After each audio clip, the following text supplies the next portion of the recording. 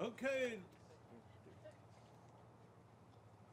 At this time, it gives me great privilege and honor to introduce, welcome to Sauk Prairie.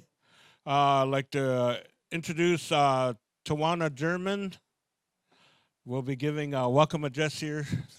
So give her a round of applause. Good evening. Good evening, and welcome to Sauk Prairie. As he said, my name is Tawana German. I'm the Executive Director with the Sauk Prairie Chamber of Commerce. And on behalf of all of the villages and townships that make up the Sauk Prairie Riverway, we would like to thank you, and we are just so heartened to see how many people came out to celebrate Indigenous Peoples Day here in Sauk Prairie. We're excited that we see it continue to grow, not only in this community, but across the country, but specifically here in Sauk County, and we thank you for your support of that. Today is not just a day of reflection, but a day meant to call attention and celebrate the immense contributions that Native Americans have made to the world.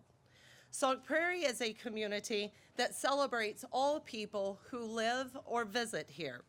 Our core values guide us to be relationship-oriented, high quality, and most important, equitable. Our community strives to develop policies and programs that reduce disparities while fostering places that are healthy, vibrant, and welcoming. Today, we welcome you to remember those who came before us and to recommit to upholding our solemn trust and treaty responsibilities to tribal nations. Today is about beginnings together and honoring Native Americans for shaping the contours of this country. Thank you and welcome to Sauk Prairie. Nation. So at this time, it gives me great privilege and honor to introduce you to our Bear Clan elder of the Ho-Chunk Nation, my Dega, Mr. Wilford Cleveland. He'll be giving us invocation. We always start things off with a prayer, so I'm real thankful, my Dega, he could be here to help us out here today. So as he's making his way up here, and relatives and friends, you could give my Dega a round of applause. Aho. Anach egida jiwida winigin up weed. I was asked to offer a prayer here, so I wouldn't want to deviate too much from the program. Otherwise, I have a lot to say, but you guys got to wait till next year. So I ask you all to bear along with me for a little bit. Iho maung kanchangra, wangchiko hidu kanra, wajan gunsra. Gige hapte nigi karasnaga, gi wenigi napshan. Gi hambokai manegi, wangchigai ha nagwiregi. Han pinchia shura ashnaga, egi kuha egi yakanka ha nagwira. Egi dagon, egi wajokina, egi jiga, egi huska, egi unaga, stokine anaga, egi jiga hapte jaske, egi Wangchik Wan Akwi Hina Gungswira Egi Dagon Egi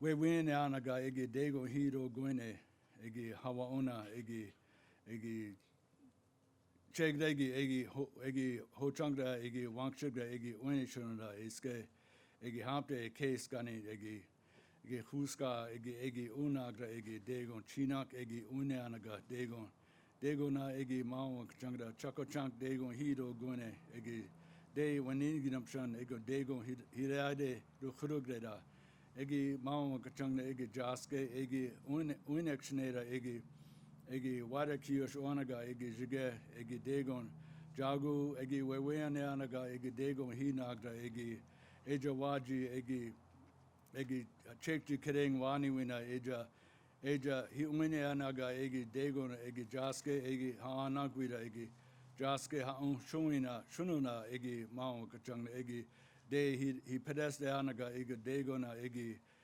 dagona egi maung kachang egi wanigina egi de jangchipa manegi egi hojangwa anagwira egi gon egi haanagwi anaga egi ege woshkan wani na haon du khuruk we anaga ege hoite haniwina go ya unwi gaigon hanach de gon pin hina gunswida ege de winning up ege jiga goja wide hi ego de gon eske haon du khuruk we anaga ege eja waji iske ege de gon ege egi chinakte egi jaske egi unaki egi hi pedeste anaga de egi ha on win shununa egi maung kachanga egi eja waji iske egi degona egi hamboka heda egi pin hokikishka ene anaga egi degona egi jaske egi ha on shunuina egi maung chanda egi hi pedeste anaga egi koideske hi unine anaga egi jige hamboka heda hidaichira ega jaske hinakte egi pin wakchik inekte eske natwora ki janaga egi maung kachangda egi jige egi degon egi ske stokine anaga egi degon hapte egi manach naga egi degon hide da egi maung kachangda egi wada kiyo shwanaga egi jagung hidade anaga degon hide da egi jige hanach de egi wanigina egi maung kachangda egi honikit era keshke wata peni nonige ya oncha degon hi rogi gonera egi maung chang egi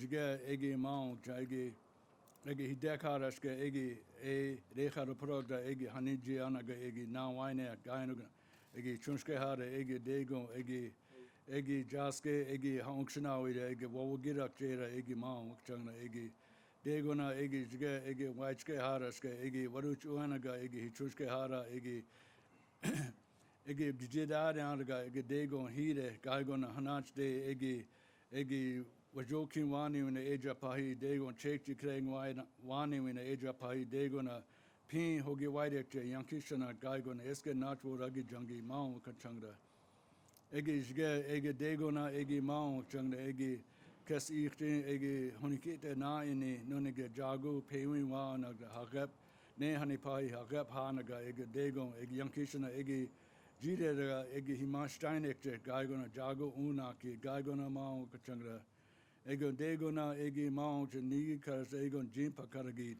niganaga Jesus wo kachangra hoshipin kiyo anja eskekte.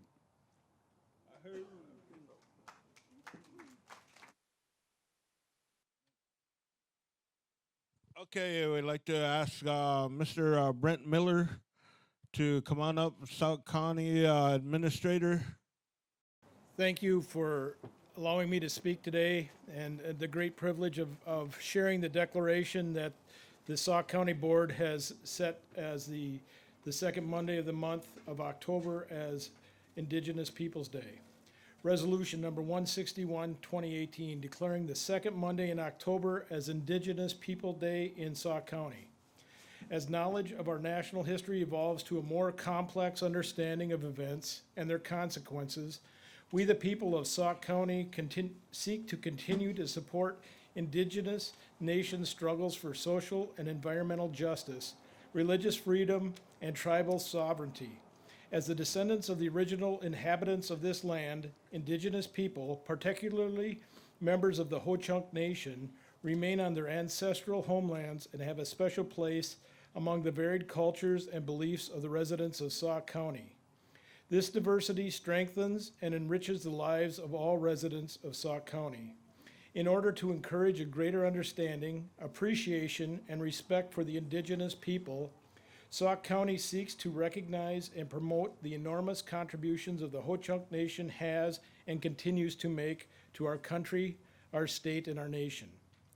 Now therefore be it resolved by the Sauk County Board of Supervisors met in regular session that the second Monday in October will be declared Indigenous Peoples Day in Sauk County.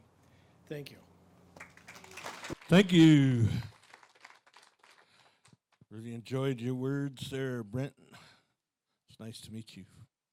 Okay, at this time, I'd like to introduce my Chushonk here, Kristen White Eagle, Kristen Lipsky White Eagle, Legislature of the Ho-Chunk Nation. Greetings, everybody. Hana chini karigiwi, Ho-Chunk-Rajara, we pamath karenga hingaire naga machete rajara is Kristen White Eagle, as you heard from my Dega. Thank you, Dega, for everything you do getting us going in a good way, and everyone that came along. I want to thank our drum group, the Winnebago Suns. Kurt Greendeer, thank you for bringing that drum over here. Thank you. And he has his brother sitting there with him, one of his chunchkes, maybe two, it looks like. Really feel honored when our Ho-Chunk drums can come over and they can sing these songs and bring their good feelings and sharing what their own fathers, their own elders have shared with them. So I really feel honored that they bring their drum over each year, and I want to recognize that. I want to also recognize our veterans. Thank you to the Sanford White Eagle American Legion Post, number 556. Joseph White Eagle is the commander, and all our veterans, I want to give them a big round of applause again.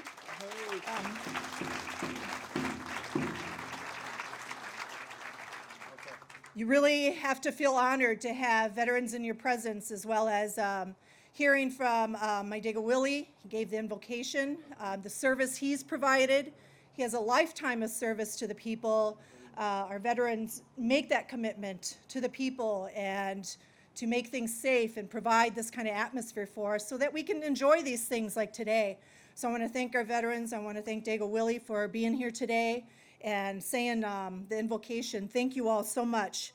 I really appreciate that.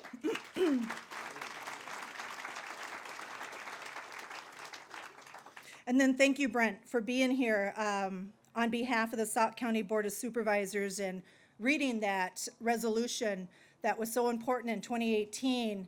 There was a huge effort in Indian country and throughout the United States to do that recognition. And at that time, I was serving, maybe I was into my second term on the Sauk County Board of Supervisors at that time and had huge support. And many of those colleagues are here today. And I want to say thank you to the county board for their support back in 2018 when we unanimously were able to pass that resolution. And thank you for doing that. Thank you for being the kind of people that you are on that board, for recognizing the importance of the Indigenous peoples to the history, because I will always say, history did not begin with settlement. So thank you.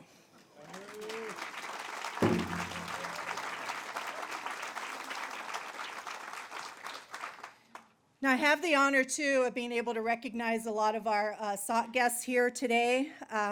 We have the Sauk and Fox from Oklahoma. We have some esteemed dignitaries that are here, as well as from the Meskwaki Nation as well. And I do want to recognize them, make mention of their names here. And if you could, I know they're humble people. I know they're not here to get that kind of recognition, but we really thought it was important to recognize that the history here is of the Sauk nations. And the Sauk and Fox people have a history here that many of us didn't realize until maybe even today. We live in a county that's named after our Sauk people and our relatives, our guests here today. We have a county board named after the county, a Sauk County Board of Supervisors who, in 2018 passed this resolution. We have the Sauk Prairie. The Prairie has been named after our people here that are guests among us today. And it's just my honor to be able to have them up here and to be able to say their names. So if they could please ask if you could stand up at the time. Please give a wave. I want to recognize you. Sauk and Fox Nation of Oklahoma, Robert Williamson, Business Committee member. He's of the Fish Clan, and he's their chief clan leader of the Fish Clan.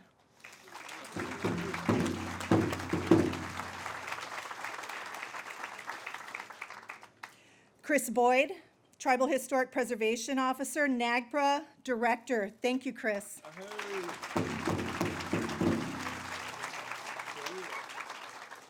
Sam Spang, Fox Clan Chief, Sauk and Fox Nation.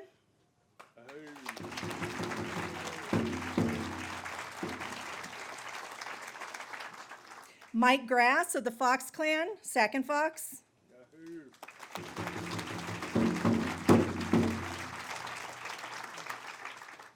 We also have other tribal members as well from the Sauk and Fox Nation, and we do have some esteemed ones here that live among us and the Ho-Chunk people. And I do want to make special mention of Christina Starr and Nivy Starr. And Nivy, I believe, was the one that kind of spurred this. When we had a previous event, there was social media post about the event. And one of the comments that was made is, why don't you start recognizing the Sauk people that it's named after? And I took that, and there were other supporters of that as well that shared that sentiment, and we've come here today, and I want to thank Nivy and her sister. Nivy, Christina.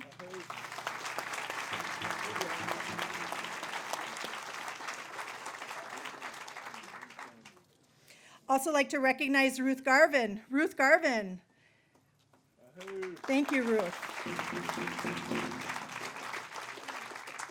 She was able to reach out to us right away and let us know that she was coming up. Thank you, Ruth.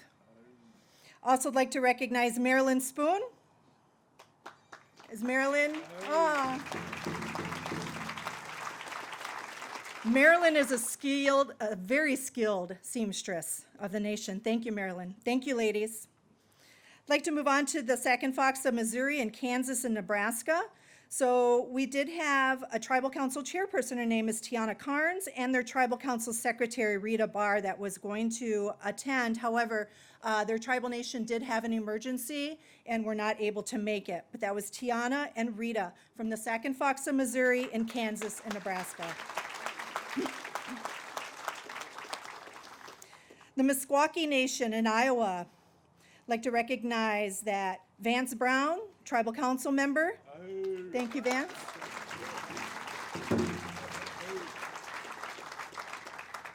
Adrian Pushatanaqua, honored Meskwaki member.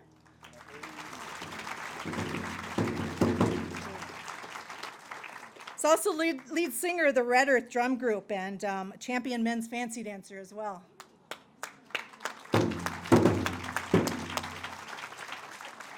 So a delegation went down, a group of us had gone down, and we traveled in July out south to meet up with tribal officials from the Sauk and Fox in Oklahoma and also in Kansas. And thank you, I want to say thank you for their hospitality, introducing us to their powwow down there. That was the first time I was able to make it to their powwow. And they were just very hospitable, friendly, and I am honored that they accepted the invite to come up here today, to make the travel, to take the time and sacrifice that time away from family and friends and to travel up here. So I want to thank you for all that hospitality and inviting us too. Thank you.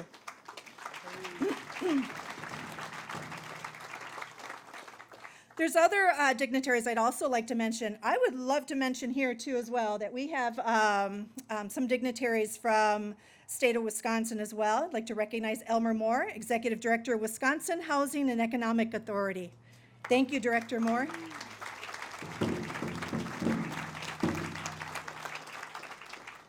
Recognize Preston D. Cole from Wisconsin Department of Natural Resources. He is our DNR Secretary. Thank you, Secretary Cole.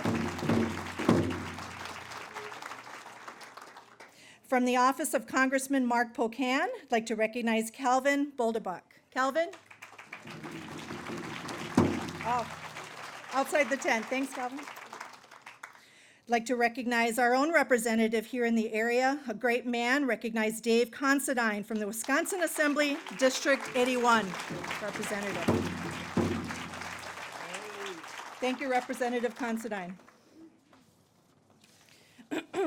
Earlier, you heard from Brent Miller. I'd like to mention his name again. He's our Sauk County Administrator. Thank you, Brent.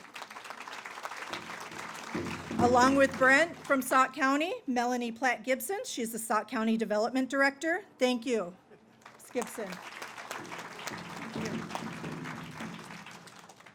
Also like to recognize, although he was unable to attend today, Jim Anderson, the President of the Village of Sauk City. Thank you, sir.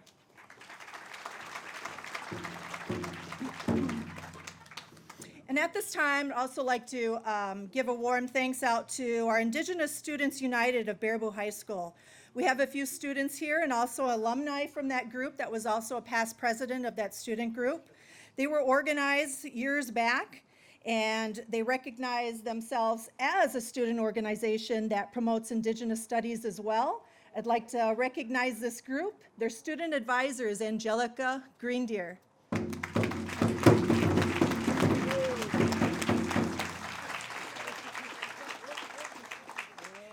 Angelica, did anybody want to say a few words at this time? I'd be more than happy to hear from the youth. If any of you were here at last year's event, we wanted to acknowledge our Indigenous Students United group at that time as well. They assisted with the unveiling of the interpretive panel last year. I just always feel good about the studies that they're doing and the work that they're doing, and they'd like to expand that and have that in other school districts as well. I'd like to introduce them here.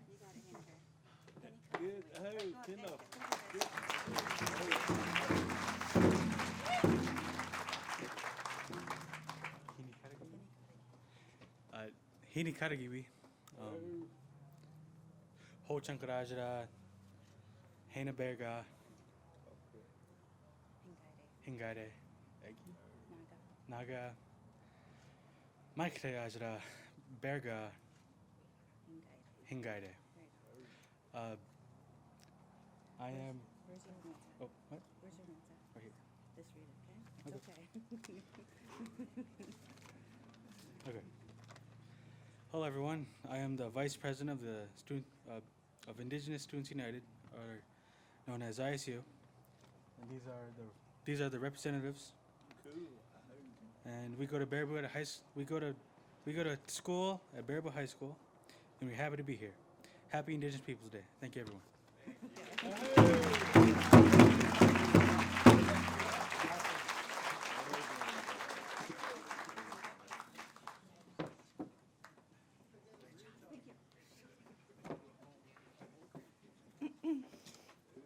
Yeah, always want to acknowledge and encourage and support our youth. And with Angelica as one of our Ho-Chunk educators and teachers, she promotes that and that use of the language. So thank you for bringing that language here today. Thank you to them. Appreciate that. In addition, we did have an invite that went out to Governor Tony Evers as well. He regrets that he was not able to attend today, but I also like to recognize the Deputy Director of External Affairs in the Office of Governor Tony Evers' office, Winona Wolf. Winona? Thank you. Such a great day. So many people here. I want to thank you all. Thank you all for coming out. And I know it's beautiful weather, so it's a great day to come out. And I really appreciate that all. Next, I want to go on to some presentation of gifts. And Angelica, do you mind if ISU students, I could ask them to come up and help with some presentation of gifts? Thank you. If you all just give me a few moments here.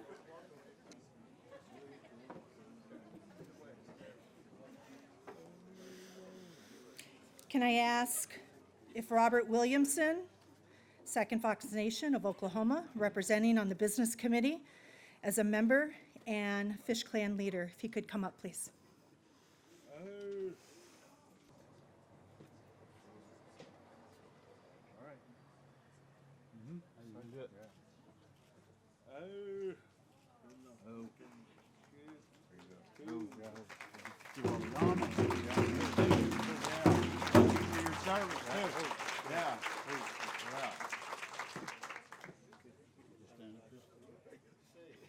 Vance Brown, on behalf of the Meskwaki Nation, Tribal Council member, could come up and be recognized, please.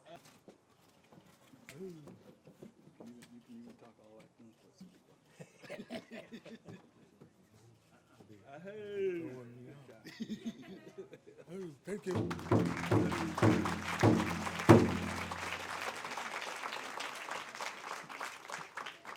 Okay, I'd like to say a word of thanks here to my Chujunk here, and all the words she expressed covered all the people she wanted to cover. At this time, we'd like to go over to our host drum here, the Winnebago Sons, to render honor song here on behalf of our Second Fox and Meskwaki relatives, our Sauk Nation here. So, aho, Winnebago Sons, not while we knit. Take it away, boys. I'd like to ask you all to please stand in honor of our Sauk, Second Fox, Meskwaki relatives to have you all come on up here by the drum as they render this song. Yeah.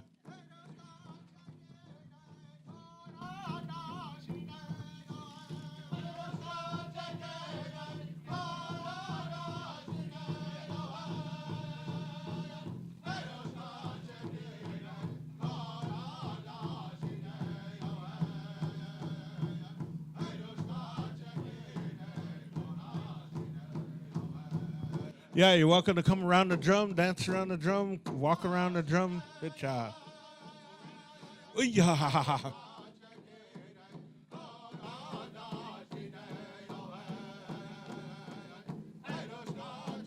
Okay, we'd like to invite our Sauk and Fox relatives, our Meskwaki relatives, come on up.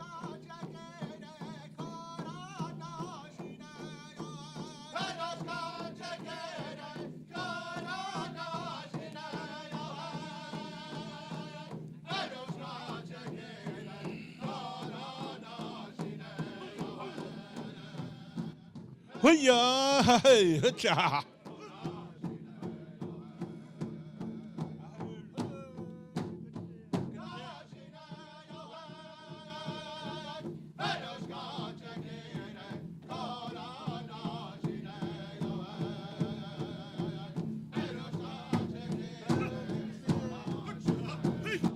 Hoo-yah.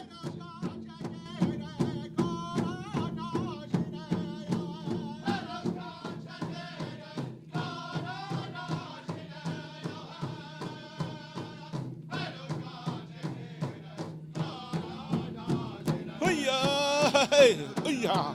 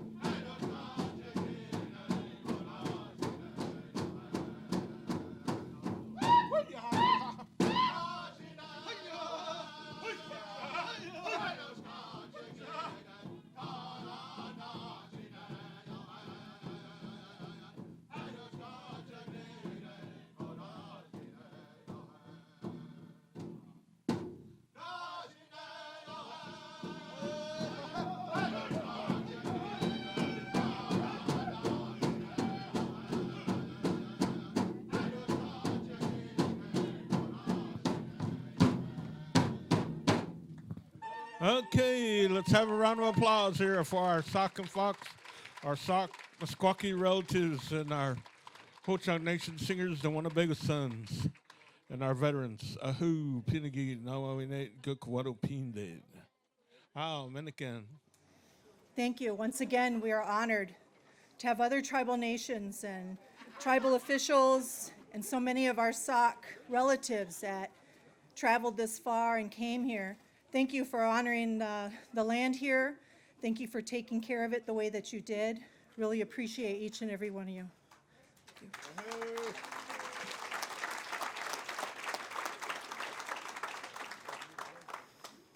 And thank you for that wonderful honor song. I'd also like to make mention, I have a couple colleagues here today that I wasn't aware of. My fellow legislators for District 2 for the Ho-Chunk Nation are also here. I'd like to recognize Representative Conroy Greendeer Jr.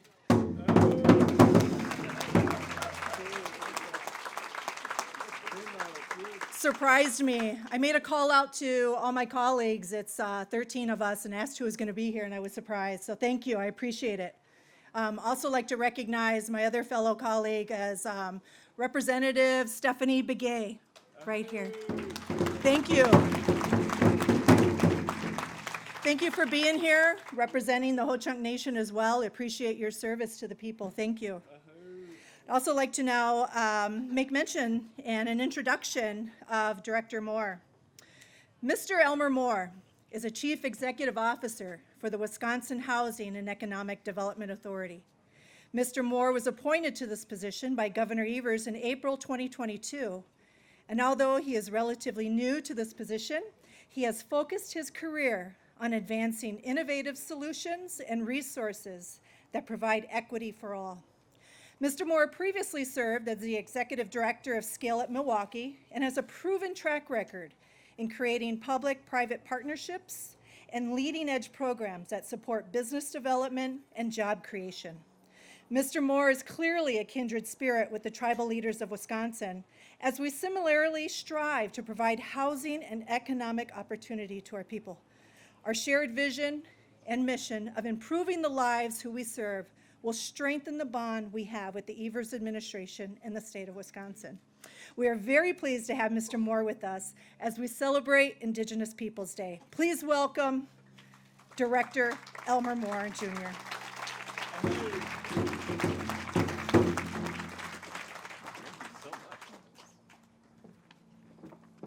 Good afternoon, all. First, I just want to extend my most warmest, most heartfelt gratitude for being able to celebrate Indigenous Peoples Day with you today. As you already heard, the governor wishes he could be here, but unfortunately his schedule does not allow.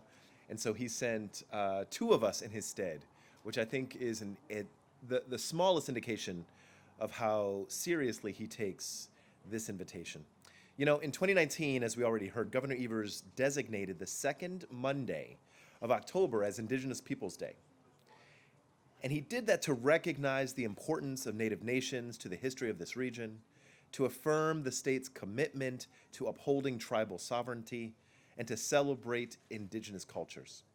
Native people in our state and across the country celebrated their resilience and their culture on this day long before it was recognized by others.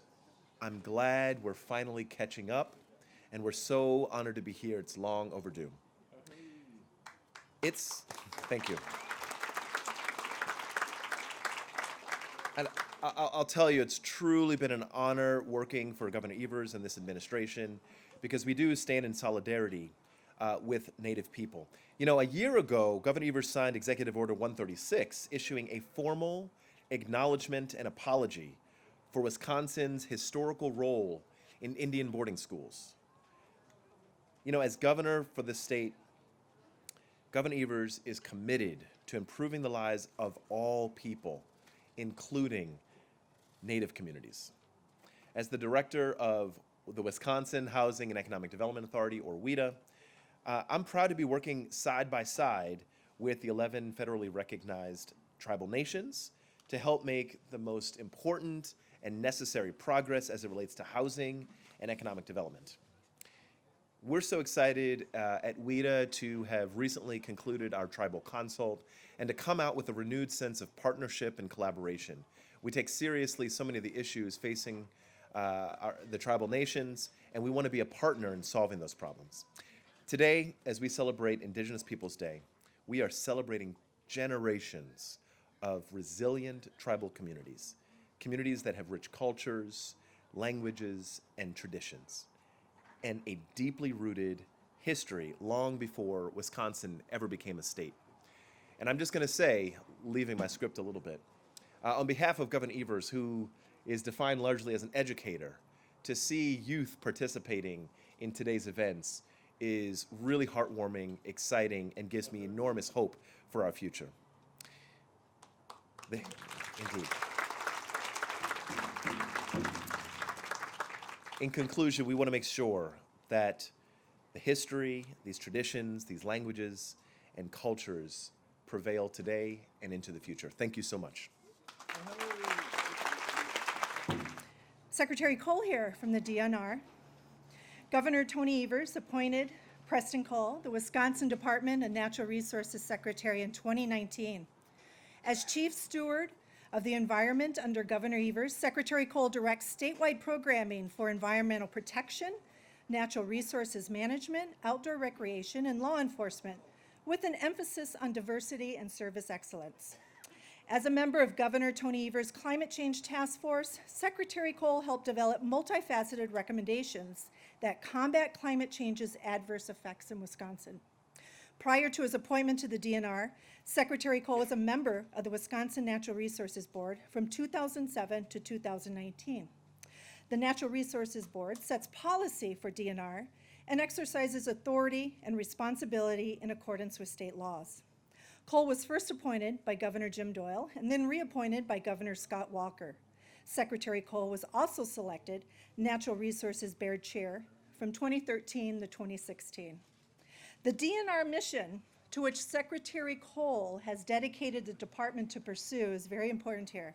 It is to protect and enhance our natural resources, our land, air, and water, our wildlife, fish, and forest, and the ecosystems that sustain all life, to provide a healthy, sustainable environment and a full range of outdoor opportunities, to ensure the right of all people to use and enjoy these resources in their work and leisure, to work with people to understand each other's views and to carry out the public will, and in this partnership, consider the future and generations to follow.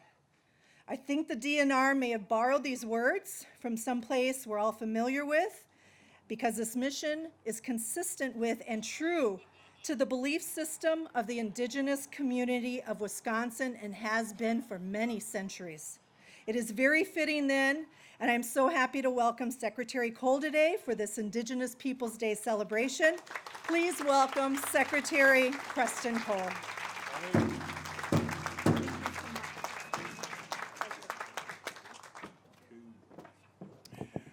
Hi. How's everybody doing? So check this out. I did a little survey before I came. Administrator Miller, thank you. And Ms. White Eagle, thank you. And you got to know that if you ask that one question, what is it that you should do when in Sauk County or in Sauk City? And they let me know. Get your pens and paper out. That one thing that you should do before you go home is spend all your money.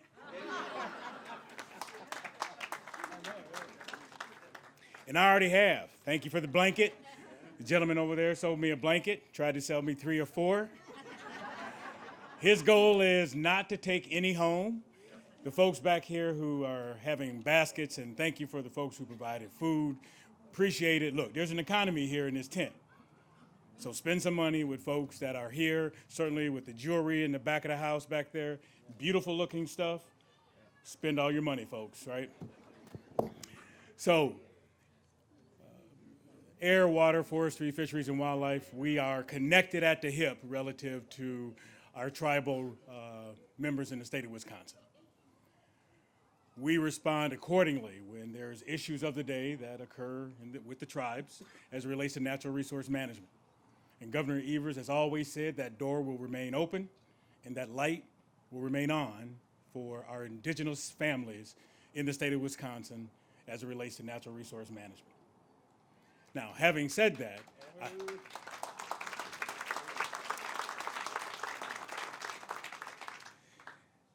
so where'd Winona go? Winona, come on up here for a minute, would you? Just up front. She ain't coming. So,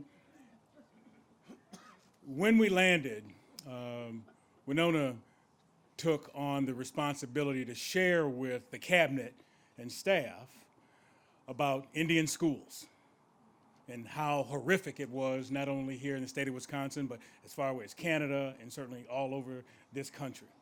The trauma that ensued because of the Indian schools was an awakening for a lot of folks, but certainly not folks in this tent today.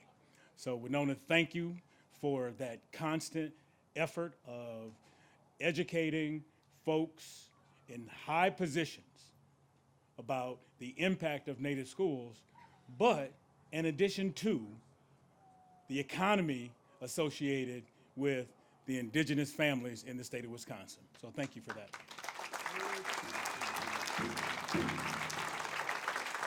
And on the heels of that, we didn't go to sleep at the Department of Natural Resources. So for new employees, 3,100 employees at the department. For new folks, you could work all your career there and never interact with tribal representatives. So today, and any other day, during our new employee orientation, we have tribal members coming in and educating new Department of Employees, our department employees, on the relationships and the sovereignty of our tribes here in the state of Wisconsin.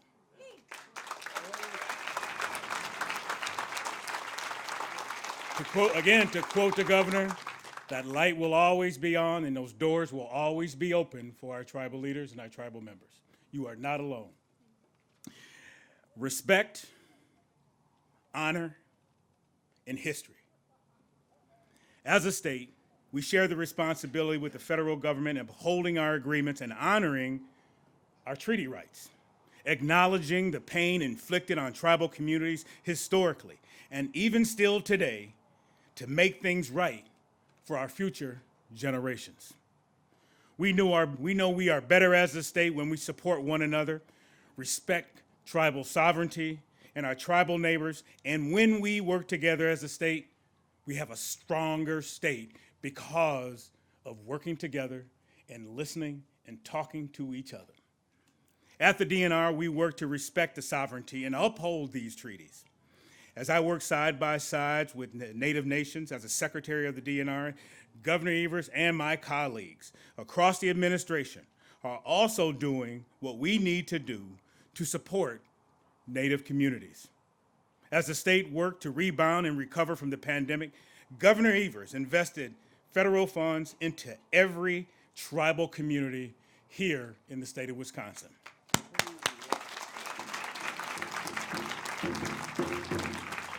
That includes investments in small business and economic development through folks like the American Indian Chamber of Commerce and the Wisconsin Indigenous Economic Development Corporation. The administration has made these investments in affordable workforce housing and healthcare infrastructure on tribal lands. Why? Because they're too damn important to turn a blind eye to it. Too damn important. And we know that these contributions that Native folks make in the state of Wisconsin will continue because of the history that they bring to the table in terms of sustainability in their own communities. That we rely on you for economic development when folks come to the state of Wisconsin. We need to come by the reservations. We need to send them to where you live and where you call home and leave a little bit of money behind, right? Look, folks, you know, when you start talking about forestry, fisheries, wildlife, air, and water, we have a robust economy in the state of Wisconsin regarding natural resources. $18 billion worth of consumer spending. We broke every record in our state park system during the pandemic. While those numbers are coming down, they're still as high as they've ever been. So when people come to our cities, towns, and villages, certainly those above Highway 29 where the tribes or reservations are and where their locations are, you gotta spend money for gas, a little bit of food, and a little bit of nightlife. $18 billion of a consumer lift. My responsibility is to make sure that people who come here can breathe the air, drink the water, hunt and fish, and go home reminding folks wherever they come from, Wisconsin has something special here in the state of Wisconsin as it relates to natural resources. But I can't do it alone. I have to count on the tribes to advise me accordingly because the sense of urgency around clean air and water in the tribal lands in which they call home. Know this, we're on it. Thank you folks for having us. Thank you, Governor Evers. Take care.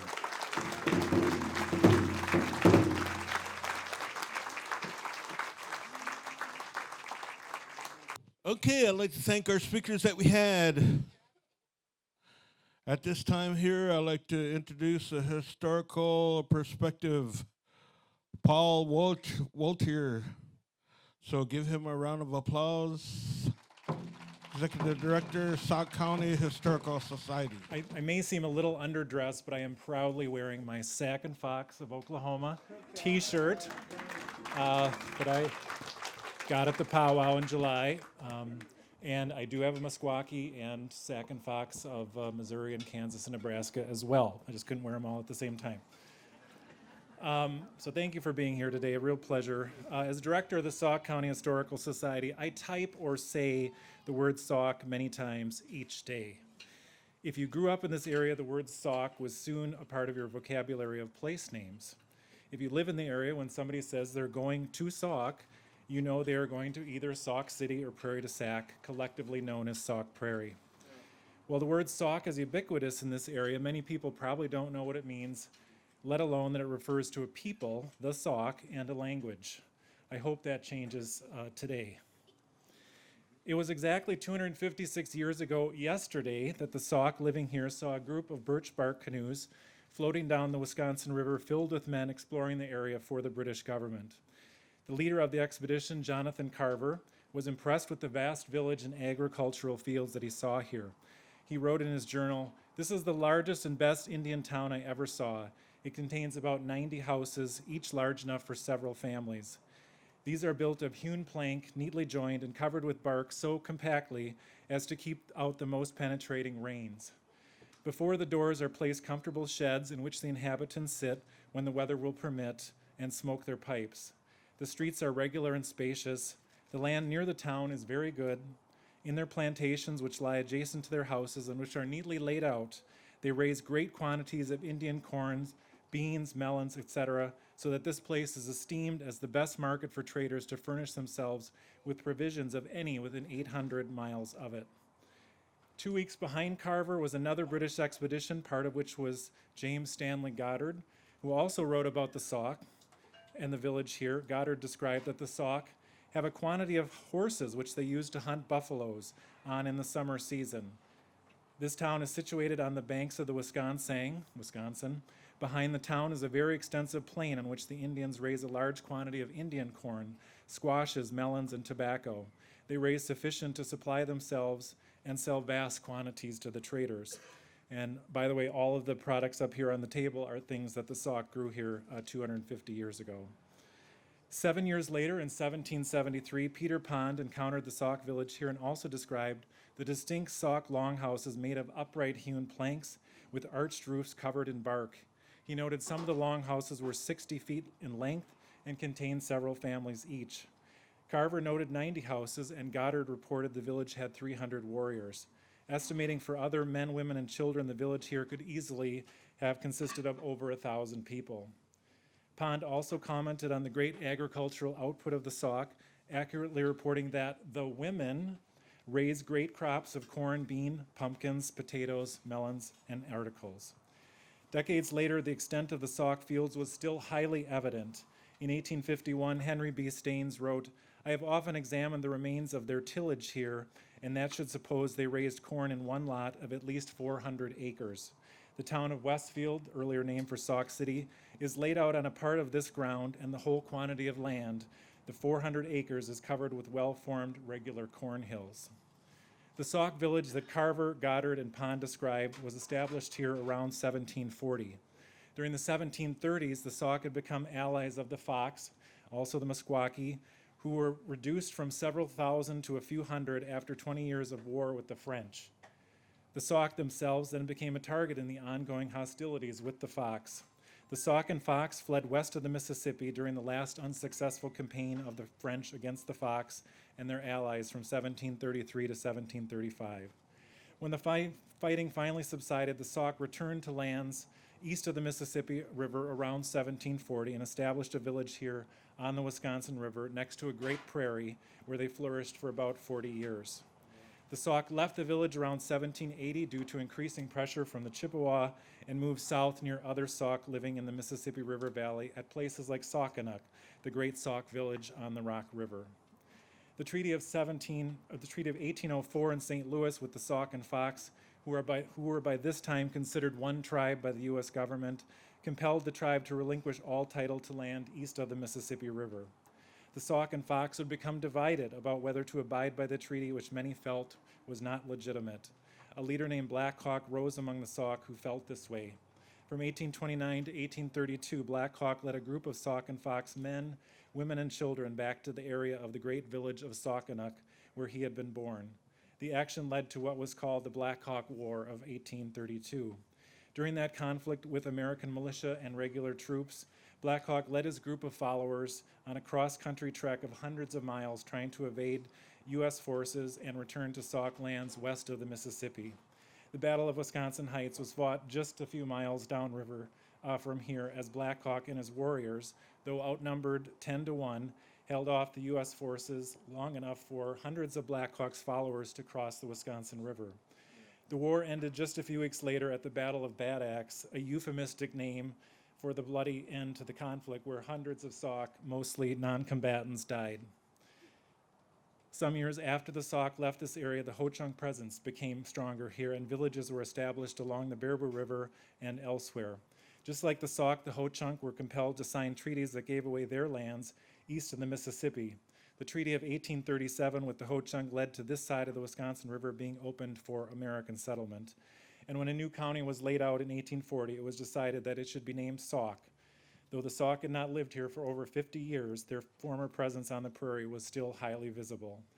Edmund Rentorf wrote in 1861, "During the first days in 1840, especially that I lived in Sauk, my eyes were much of the time on the fine scenery.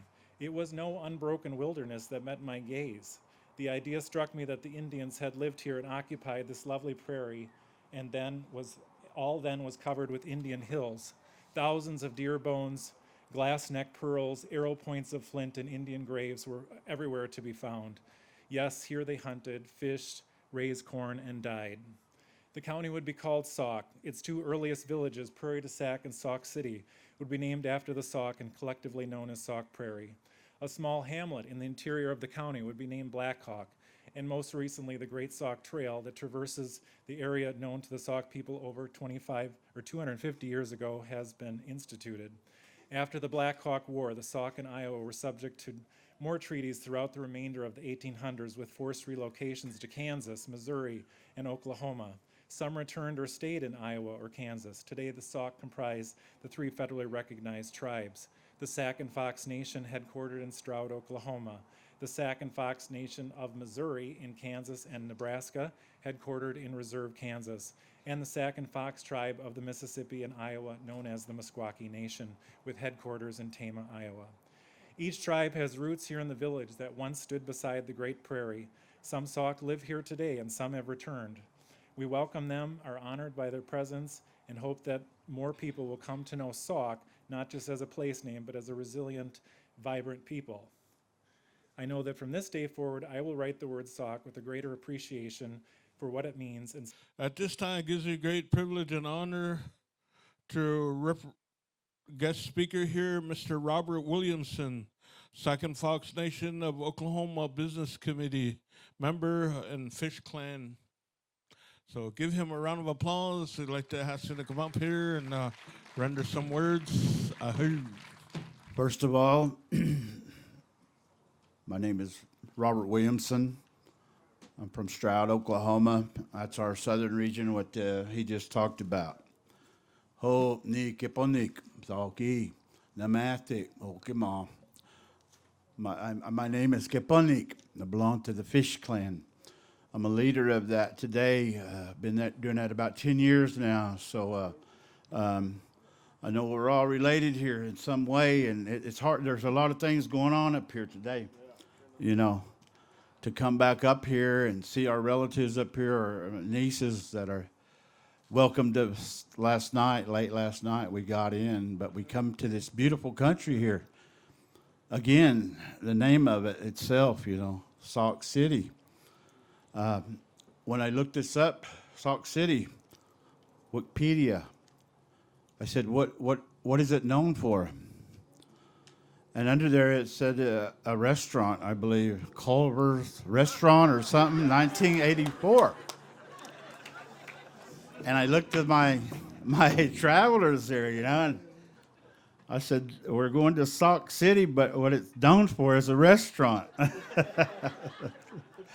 But with that said, we've heard all the good words that have been said today about this.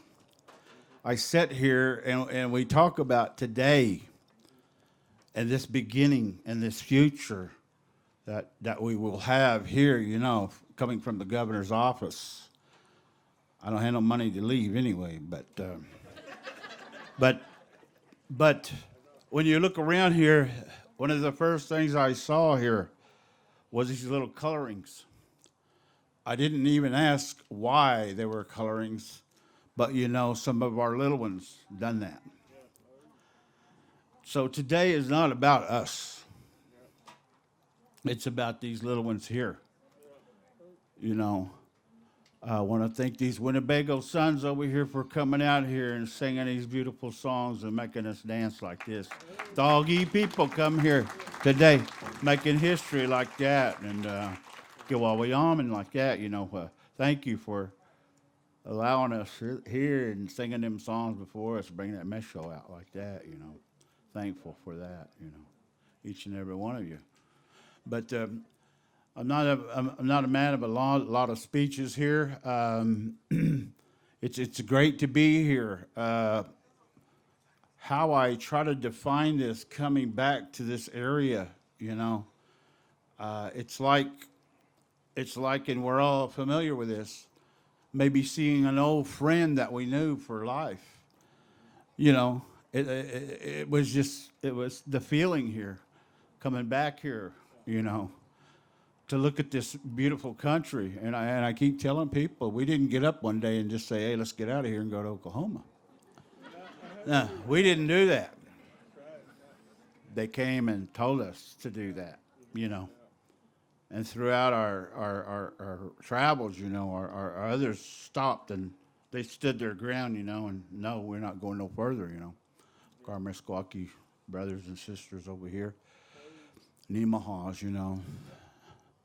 So we got to where we are today in Oklahoma, but it was good to be here today. It's beautiful here. I thank you all for the warm hospitality here. You know, we always sit down and we eat and we talk, we relax, you know. That's how we get to know each other. That's when you start hearing things then, you know. Sometimes you don't even have to talk, they say. I never learned anything from talking, you know. But today, you know, I want to thank those cooks back there. A lot of times they don't get recognition, you know. You know, we always gotta remember them, you know. But I don't want to get off on tradition today. We want to just say to the governor and to the Sauk board, you know, thank you, Kristen. When they came down to our powwow this year, it was a cool 107, I believe. Yeah, that's what we're used to, but we're not used to y'all's cold weather up here, you know. Yeah, this is cold to us. But, you know, I want to say to Kristen, you know, and your folks, your board, and the state of Wisconsin, thank you so far for this. But there's a lot more to do yet, you know. So I just want to say that much today here. Yeah. Okay, now it gives me great pleasure to introduce my brother over here, guest speaker, Mr. Adrian Pushitanequa, the Meskwaki Nation.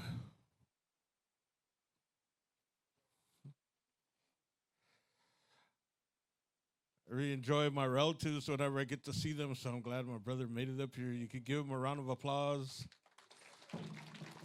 He has a twin brother, and the twins, like that, enjoyed them all my young years growing up and still enjoying them. So at this time, turn the microphone over here to my bro. Well, this is kind of a surprise. But my wife had wanted to come up here, and so I just tagged along, just see what was going on over here. My name is Adrian Pushitanequa. I'm Meskwaki from Tama, Iowa. I was a former chairman, former council person. That's a while back ago.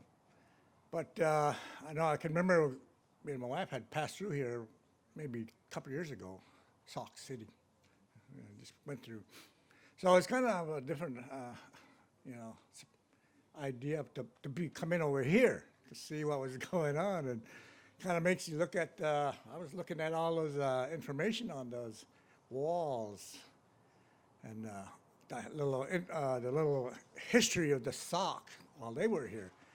I guess we were nearby. I saw one name there. Doesn't say Mishkwaki, but it said something like Ujikami. It's spelled O-T-T-I, Ujikami. Uch means from. So we were always referred to as those from the other side of the water, whatever bay of water was. That's what we were called by other tribes. There's another name, what was that? Autogamy is another word. I believe that was the Menominee saying. But we would say Ashukami, which is basically says across the river. So that's a lot of times the tribes didn't know who they were. So they would describe them according to where they were located. And so that was the names I've kind of learned in history. But growing up, we were always Mishkwaki. It was the government that referred to us as the Sauk and Fox of the Mississippi and Iowa. I don't know, we ended up with a big long name and title, but we were always Mishkwaki. Our people originated from Quebec, actually, from the Lake St. John area. This is prehistory, so that's what we know about it. And for some reason, we had to migrate or get out of town, in a sense. That's how what's going on. I think of the Iroquois were raising a ruckus. So both the Sauk and Fox, we were located in that upper area, and Saukies were located in Montreal. But they had close ties all the time. When it was time to migrate, they followed each other. Went down to the Connecticut area, Hartford area. And then they kept on moving. Eventually went up to New York area, the Niagara Falls area. For a brief time, our people were allied with the Iroquois Confederacy, just briefly, until something really happened. We had to leave town because of something that occurred. It's a history. These are prehistory that I didn't know about, but I had stumbled onto a Seneca side story, and that kind of filled in the blanks of why our people left Western New York area. Kept traveling down to Ohio, and there the history. I don't know what the history is, because like I said, a lot of this is our people did not keep journals. A lot of the journals that I know came from the French. They were always writing about us. And we had battles with them. That's basically why, I guess. And we eventually moved up to Detroit. Again, began a big trading area. I guess around there we first met the French, and it's always said that they had a first bad impression of the French, so they didn't really like them. So our people migrated. We just moved from one place to another. Eventually crossed up there to northern Michigan, crossed that river, or those lakes. They're up and around Wisconsin. Finally settled in Lake Winnebago, Wisconsin. That's where we were for quite a time. Until again, we had to disperse because the French were still after us. They had as a matter of fact, King Louis XIV who had made an edict to exterminate the Mishkwaki. And of course he died. But he had a son, 5 years old at the time, and when he turned 18, he put that into motion. And so around 1730, the tribe dispersed into 4 directions. A lot of times we don't know where the rest of them went. But I believe we were the ones that were supposed to go east, but that was kind of like, prevented. But there was a moment in time in our history in Illinois, Sangamon River, they were surrounded by the French and their Indian allies. And we held them back. For some reason, they were good at making entrenchments, forts, and they held them back for about from August 12th to September 8th, 9th. On the night of September 8th, a big old storm appeared, and they made their escape during that time. And so we're kind of the remnants of that group. Eventually went up to Wisconsin, but then the United States started pushing westwards, and ended up losing part of that eastern Mississippi area, seceded the land, crossed into Iowa. Eventually, the government wanted us to go down to Kansas, eastern Kansas. Had several reservations for all the eastern tribes that they pushed out. So we went there and kind of discovered where we were. I think it was Osage and Franklin counties. That's the Meskwakis were up in most of the top part, and the Sauks were located in this bottom part. Meskwakis did not like the area, and if you go through that area, you'll find that, you know, there's no other people live in that area. They expected us to live there, and rocks underneath the ground. You couldn't, you know, there was no cornfields out there, just cows, you know. So a lot of our people, or maybe half, stayed hidden in Iowa when some of them were in Kansas. During that time, the people in Iowa made friendship with the white people that were there, who eventually made a petition to the Iowa Assembly to keep this particular tribe in Iowa. Yeah. And that was successful, and once that occurred, our people, when they were receiving annuities for the land that was ceded, they eventually, collect money to buy their first 80 acres in Iowa. Once that occurred, then they sent messengers back to Kansas and told them, we have land. Yeah. Start coming back. So they came in groups, small groups. Leaders brought back a certain number of groups, and they just kept coming and coming. And of course, from then on, the land was too small. It started getting crowded, so it's been, our responsibility as our government to keep buying land. Right now, we got about a little over 8,000 acres that we live on. It's called the Meskwaki settlement. So, in a sense, we're settlers too. So, basically, that's our story. And so, we have connections here in Wisconsin. So, with that, I'd like to say that it's kind of interesting to be here and to learn something. I'm glad you guys are here. Add a little more. There's a lot of history of our people too. It's just when I went into a school system to teach, they asked somebody to. We need a history teacher. So, given the information they had, okay, I'll do it. So that's when I knew a lot of our history, because a lot of it wasn't being taught to us during Sauk and Fox day school days. It wasn't until I got in there to learn. Everybody has to learn something, even now. So, need to put more history, and a lot of people are against history. Don't want to share the histories. Now, they can be good and they can be bad, but the history is there. So with that, I'm glad I'm here. Glad to see everybody here. Unexpectedly invited to speak up. Okay, thank you. Okay, we'd like to have all our Sauk relatives come on over here. We got something over here underneath the blanket over here. Our Meskwaki relatives, Sauk and Fox. Sauk relatives, please come on up over this way.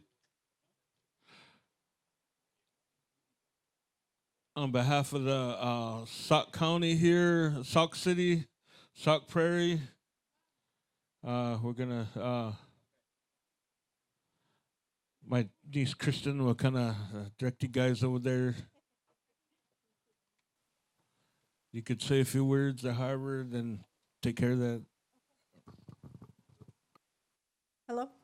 Test, test. Thank you, kind relatives. Really appreciate hearing the history and the significance of why we're here today as well. So thank you all for sharing that. Thank you to all our guests out there in the audience as well for holding reverence and listening to these stories.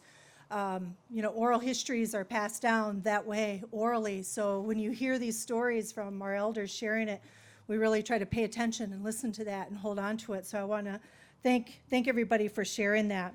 At this time, we do have a panel here. We want to go through a panel unveiling. We've asked all our Sauk guests to come up as we unveil this interpretive panel, and this will be placed down riverfront eventually. And we're really excited to do this. We try to do this at each year's Indigenous Peoples Day event here in Sauk County. And it's part of that, not just Ho-Chunk placemaking, but today about the history of this area, this land of our Sauk people, and acknowledging that and really memorializing that along the riverfront here. So I want to thank the village as well for agreeing to have this there. And we want to share who we are as Indigenous peoples, and we want to share and acknowledge our Sauk guests here with that. So I'm going to ask our Sauk guests if we can go ahead and do the unveiling of this interpretive panel. Maybe I'll do a countdown. I don't know.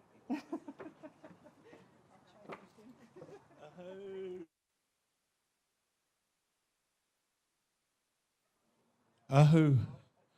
Okay, those of you that got cameras or your cell phones, this is a historical moment here in 2022.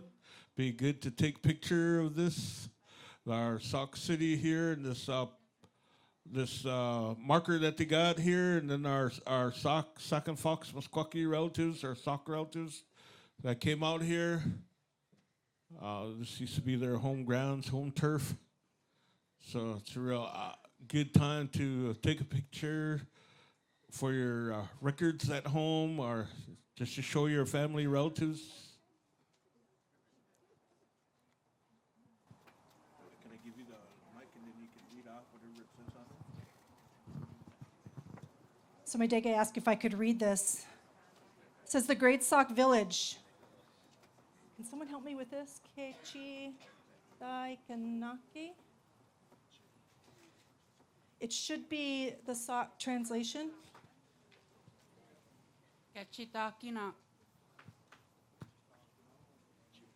So over here it says the Sauk are indigenous people of North America with origins in what is now the eastern United States. The Sauk speak an Algonquin language and are known as the people of the Yellow Earth. At the time of French contact in the 1660s, the Sauk were living in northeast Wisconsin, having moved into that area due to conflicts with other tribes in Michigan. In the mid-1700s, the Sauk had a large village and extensive agricultural fields near this location. During the 1730s, the Sauk had become allies of the Fox, Meskwaki, who were reduced from several thousand to a few hundred after 20 years of war with the French. The Sauk themselves then became a target in the ongoing hostilities with the Fox. The Sauk and Fox fled west of the Mississippi during the last unsuccessful campaign of the French against the Fox and their allies from 1733 to 1735. The Sauk returned to lands east of the Mississippi around 1740 and established a village on the Wisconsin River next to a great prairie. Thank you.